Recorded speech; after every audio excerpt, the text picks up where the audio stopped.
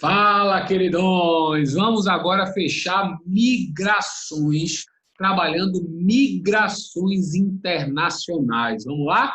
Então, não pode dar vacilo, porque é questão que volta e me aparece. Você que vai fazer o Enem, você que vai fazer o FUVEST, Unicamp, nunca deixou de cair migrações internacionais, tá certo? Nunca deixou de cair migrações internacionais. A bem verdade e por mais que esteja bombando essa questão de migrações internacionais no cenário internacional, os vestibulares sempre dão preferência às migrações internas no Brasil. Mas bem, vamos seguir o nosso baile. Quando você fala das migrações internacionais, quais são os principais motivos? Aí você vai se recordar do que falamos nas aulas anteriores. O principal motivo que leva alguém a migrar é sempre relacionado à questão econômica, tá certo? A busca por melhor qualidade de vida. Esse é o principal fator que leva o cara a migrar, fator econômico. Agora, eu posso sair por questões políticas, posso sair por questões de guerras, por questões naturais, tá certo? Eu não posso dar vacilo, tá certo? De jeito nenhum, de esquecer também as questões étnicas. Mas o principal fator é o fator econômico. Agora, é óbvio que se o cara falar na Venezuela, seria o fator econômico? Não. Uma questão política. Política, uma perseguição política. Por isso que eles podem ser considerados o quê, Bart? Refugiados. Se eu falar na Síria, a guerra que assolou a Somália, tá certo? Também é um país que está em guerra, Afeganistão, aí são casos especiais. Mas, de forma geral, tá certo? O fator econômico é o principal. Cuidado aí nesse último parágrafo, tá vendo aí?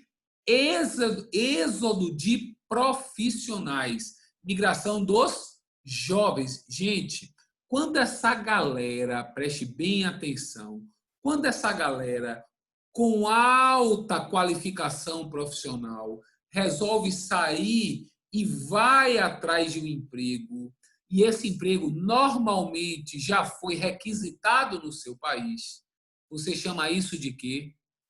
Fuga de cérebros. Então, vamos lá imaginar que você se formou em medicina, mas seu viés sempre foi a pesquisa.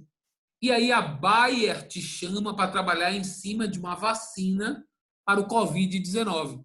Então, você saindo do Brasil, tá certo? Isso aí é uma fuga de cérebros. O país do mundo que sai mais pessoas com essas características é a Índia, tá certo? O Brasil também tem grande destaque, a África do Sul tem grande destaque na chamada fuga de cérebros, tá certo? Fuga de cérebros. Agora, Bart, algumas situações mega blasta importante aí para vocês. Se o vestibular te perguntar qual o continente do planeta que mais recebe imigrantes, ninguém pode errar. Só é observar o mapa. É Europa. Agora, tio, se o vestibular falar qual o país que mais recebe imigrantes, Estados Unidos. O continente que mais recebe imigrantes, diga de novo, é Europa. Estados Unidos é o país que mais recebe imigrantes. Vamos lá? Trabalhar bonitinho essa cabeça. Se o cara diz a Europa sempre foi o continente de maior atração populacional no contexto mundial. Falso. Falso. Gente, bota na cabeça. Até a Segunda Guerra Mundial, a Europa era um continente de repulsão populacional. Lembre-se que a galera saía da Europa para buscar uma melhor condição de vida no Brasil. Ah, entendi agora, Bart. Quer dizer que pós-Segunda Guerra, a Europa tornou-se o continente de maior atração populacional. Não disse isso. Eu disse que até a Segunda Guerra era de repulsão. Beleza? Pós-Segunda Guerra, torna-se o continente de atração, massa. Mas vai tornar-se o continente de maior atração a partir dos anos 90. Mas, Bart, pelo amor de Deus, o que é que acontece nos anos 90 que vai fazer da Europa esse continente de maior atração populacional? O que acontece é a criação da União Europeia. A União Europeia dá uma estabilidade econômica e uma estabilidade política no continente europeu. Mas, Bart, a União Europeia acabou. Presta atenção. A União Europeia não acabou. O que existiu foi o Brexit, confirmado em janeiro de 2020. A saída do Reino Unido da União Europeia. Mas isso é papo para depois. Então, Bart, a Europa é o continente de maior atração populacional? Sim. Sempre foi o continente de maior atração populacional? Não. Até a Segunda Guerra era de repulsão.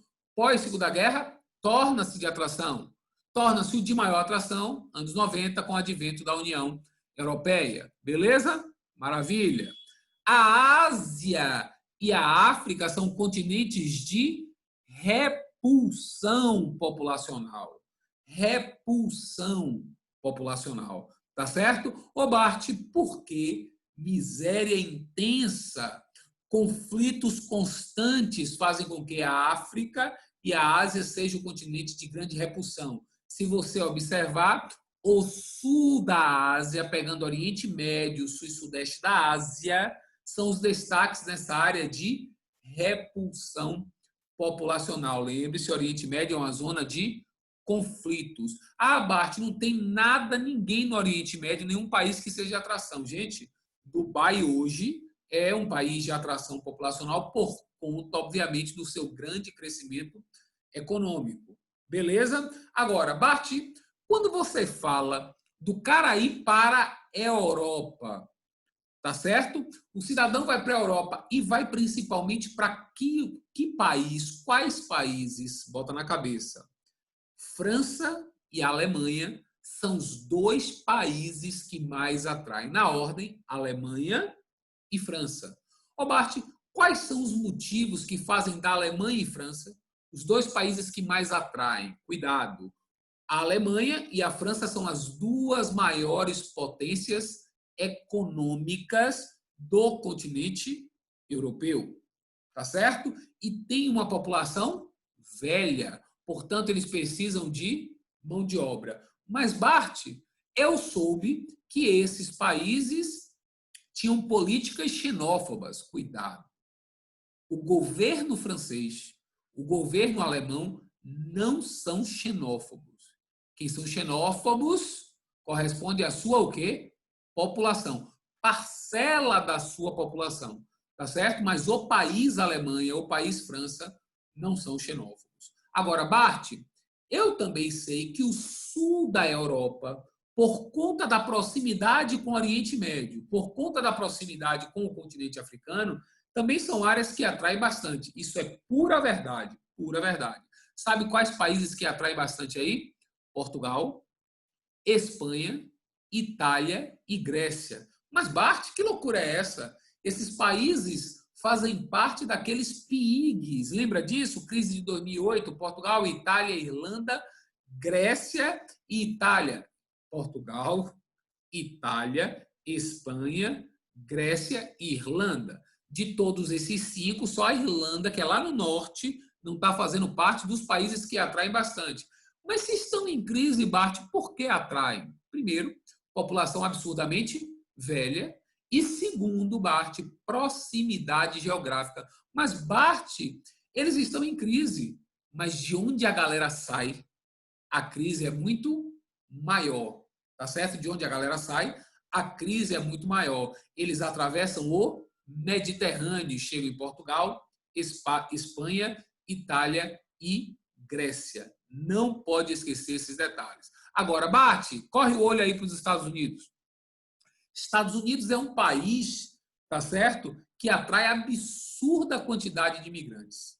Ô, Bart, atrai principalmente quem? Para você ter uma ideia, Estados Unidos tem por volta de 33 milhões, 35 milhões de habitantes. Mais de 10% da sua população oficialmente é população de imigrante.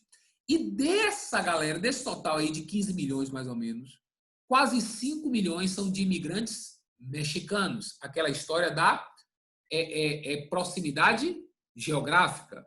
Temos muitos brasileiros e muitos cubanos nos Estados Unidos. Se você deixar a América Latina de lado, você tem a forte presença de chineses e indianos que atravessam, como você observa no mapa, o Pacífico para poder chegar ali na costa oeste dos Estados Unidos. Muitos desses indianos já vão com emprego garantido porque são muito tops no setor de informática, chamada fuga de cérebros. Tá certo? Abate. Todo indiano já sai com emprego garantido. Falso. Você vai para Nova York, você vê muito indiano dirigindo táxi, você vê muito indiano trabalhando no mercado informal. Tá certo? Agora, existem aqueles que saem, tá certo? Com emprego garantido, a chamada fuga de cérebros, principalmente no Silicon Valley, no Vale do Silício. Não pode esquecer esses detalhes aí, por favor. Ô, Bart, o presidente Donald Trump, ele tem ideia xenófoba, sim. O Congresso americano apoia. Não, não. Tá certo? Mas o presidente Donald Trump tem. Tanto que você sabe muito bem qual foi o símbolo do fim da Guerra Fria? A queda do Muro de Berlim. Graças a Deus, viu, Bart, que não existem mais muros separando etnias, separando pessoas. Verdade ou falso? Falso. São mais de 60 muros erguidos pós a queda do Muro de Berlim. E nos Estados Unidos, o presidente Donald Trump, assim que entrou no governo, ele disse o quê? Vou cumprir minha promessa de campanha e vou terminar o Muro de Tijuana. E quem vai pagar é o México. O governo do México, obviamente, deu uma risada gostosa e disse o quê? Ô, filhão, como é que eu vou pagar uma coisa que não sou eu que estou fazendo? Trump responde, você vai pagar, porque eu vou aumentar os impostos. Aí o presidente do México disse, ô, filhão, você não pode aumentar os impostos porque vivemos num bloco que tem a mesma TIC, tarifa interna comum. Me diz aí como é o nome do bloco? NAFTA. E se você for fazer isso, o NAFTA pode acabar. Aí Trump disse o quê? Eu quero é que acabe.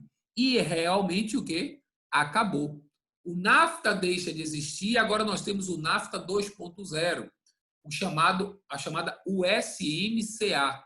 As siglas, obviamente, Estados Unidos, México e Canadá. Então, eles fizeram um novo acordo porque Estados Unidos, através de Trump, não quis ficar atrelados a acordos do passado, como é o caso, tá certo, do NAFTA. Por isso que nós dizemos que o menino Trump, ele é um presidente anti-globalização, um presidente unilateral, porque ele toma as decisões, tá certo? E um presidente xenofóbico. Agora, uma coisa você não pode negar, ele é um cara nacionalista.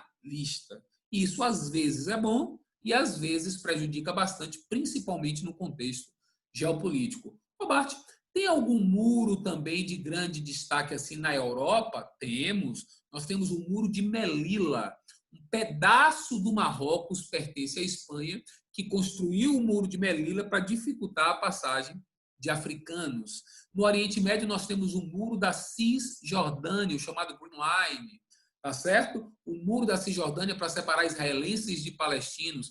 Na Hungria, recentemente, foi erguido um muro para dificultar a entrada dos sérvios.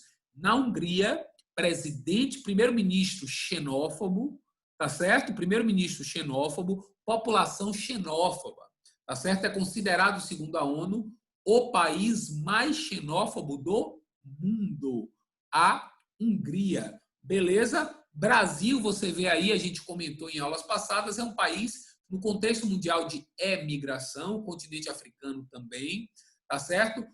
São áreas de emigração e não de imigração. Maravilha? Esse é o contexto das migrações internacionais. Bart, só para fechar, existe migração sul-sul, ou seja, de pobre para pobre? Sim. A gente falou em aulas passadas que o Brasil recebe bolivianos, que o Brasil recebe paraguaios. Então, nós temos uma migração sul-sul, pobre para pobre, principalmente no contexto quando existe uma guerra, que nós vamos falar a posteriori.